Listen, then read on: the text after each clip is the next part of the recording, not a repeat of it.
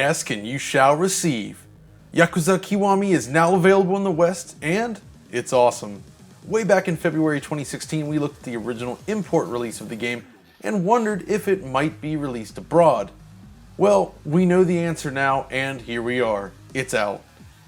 So today, we wanted to share that original import analysis with you, just in case you missed it. If you're wondering how Kiwami stacks up against the original game, or how it runs on the PlayStation 4, we've got you covered. Even better, since its original release, the PS4 Pro has been released, and if you're using the Pro with boost mode, the performance is improved. So let's travel back to Digital Foundry circa early 2016 and check out Yakuza Kiwami.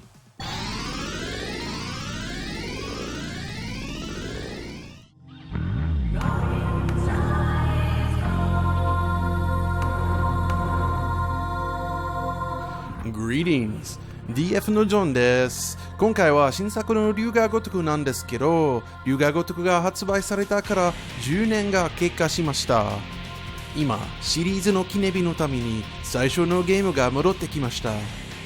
今作の龍が如く記憶は、初代龍が如くを完全新作として作り直したリメイク作品。ただのリメイク作品というよりは、新たな追加要素を多数加えた龍が如くの完全版ソフト。Alright, that's enough of that. But hey, this is Yakuza we're talking about here, so it's hard not to get in the mood. After all, since its release in 2005, this series has become one of Sega's most popular, at least in Japan anyways. Unfortunately, it hasn't quite taken off in the West to the same degree, and as a result, a good number of titles in the series remain exclusive to the Japanese market. Thankfully, things are looking up for fans of the series over here, with Yakuza 5 having been released late last year, and Yakuza 0 announced for North American release. Of course, the game we're looking at today has not yet been announced for the West, but it certainly seems like a good fit. As a remake of the original game, it gives players a chance to start over from the series beginning, without dealing with the often complex backstory. Sure, the games have always done a good job catching up players to the present, but it can still be daunting to jump into the 4th or 5th game in a series with no prior knowledge. This isn't the first time that the original has seen the light of day on modern consoles either. The PS2 games were remastered and released in Japan on both PlayStation 3 and the Wii U a few years back, but Kiwami goes much further. It benefits greatly from years of refinements, which in turn help create an experience that looks and plays so much better than the originals ever could. So we were curious, just how does this remake stack up against the PS2 original? To find out, we strapped in and stepped back into the world of Sega, circa 2005. Seeing that we're talking about a PlayStation 2 game here, it should really come as no surprise that it runs at a low, interlaced resolution, though unlike many PlayStation 2 titles, the frame rate is only 30 frames per second. We're running the game through a Mikamsoft Frame Meister here, but the results can be significantly muddier without an upscaler. Which is of course why the PS4 version feels so good with its full 1080p output. The bump in resolution also brings along excellent texture filtering, a basic post-process anti-aliasing, and a smooth 60 frames per second frame rate. And those factors come together to great effect. The resulting image is free of typical shader aliasing and shimmering common in so many games. Instead, it has a sharp, clean appearance that could only be described as Sega.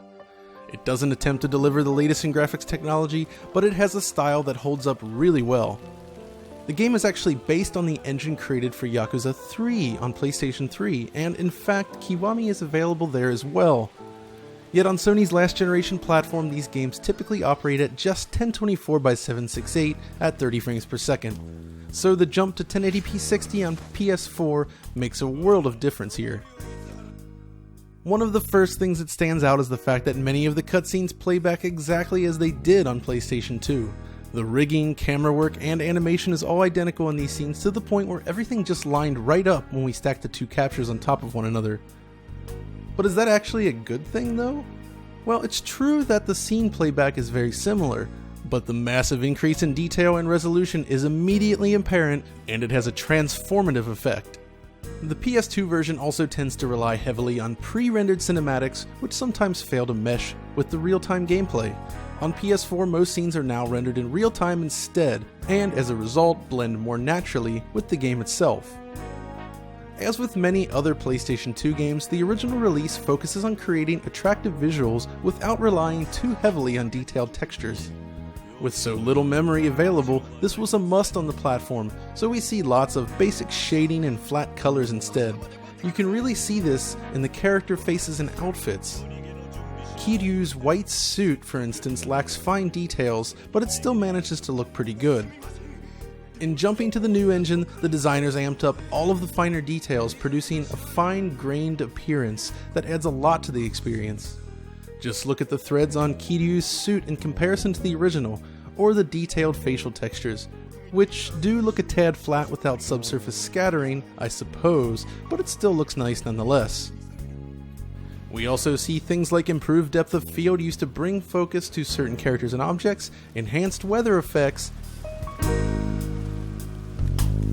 and improved shadow work. None of it is cutting edge, but at such a fluid frame rate with such nice image quality, it all comes together really well. Once in-game, things become more difficult to compare due to the nature of the camera. On PS2, Yakuza makes use of a fixed camera system which changes based on player positioning. Unlike some games with this system, however, each camera switch represents a scene change. That is, the game must load in each new scene as the player moves between camera boundaries. This results in very noticeable hitching when moving from area to area. On PS4, however, Kiwami uses an adjustable camera just like other more recent games in the series. This means that much larger chunks of the game world must be loaded, creating a more seamless experience overall. You can run across the town without any interruptions now. Yet this doesn't always feel like an optimal solution. The game features a lot of enclosed spaces with tight corridors, and in these areas, the free camera tends to get lost easily. As a result, it sometimes feels as if you're battling the camera in this new version.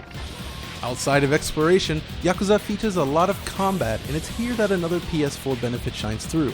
You see, in its original form, players are forced to sit through a near constant barrage of loading screens. Nearly everything that can happen in the game is bookended by loading. This becomes incredibly tedious, especially when dealing with street fights that can break out at any time.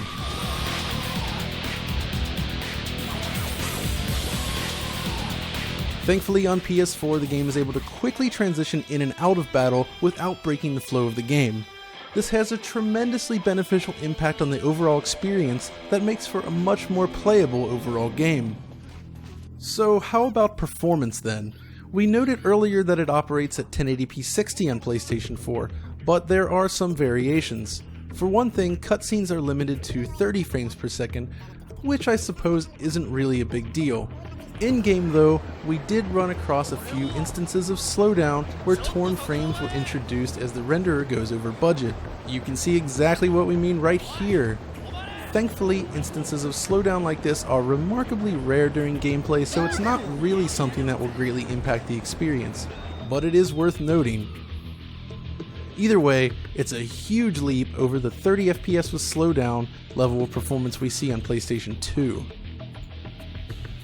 Beyond the technology powering the game, there's a lot of new content included as well. Cutscenes are often expanded upon, while entirely new scenarios are created for the player to enjoy. You never know when new content will pop up during gameplay. In addition, the voiceovers have been re-recorded, even if much of the script is identical. すみません、本当。こんな取り立てに出張ってもらうなんて。すみません、本当。こんな取り立てに出張ってもらうなんて。 While the previously text-only sections now feature full voice work.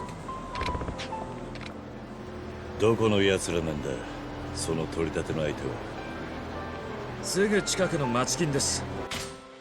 You can even choose between two different fonts and save your game anywhere, both of which are very convenient features.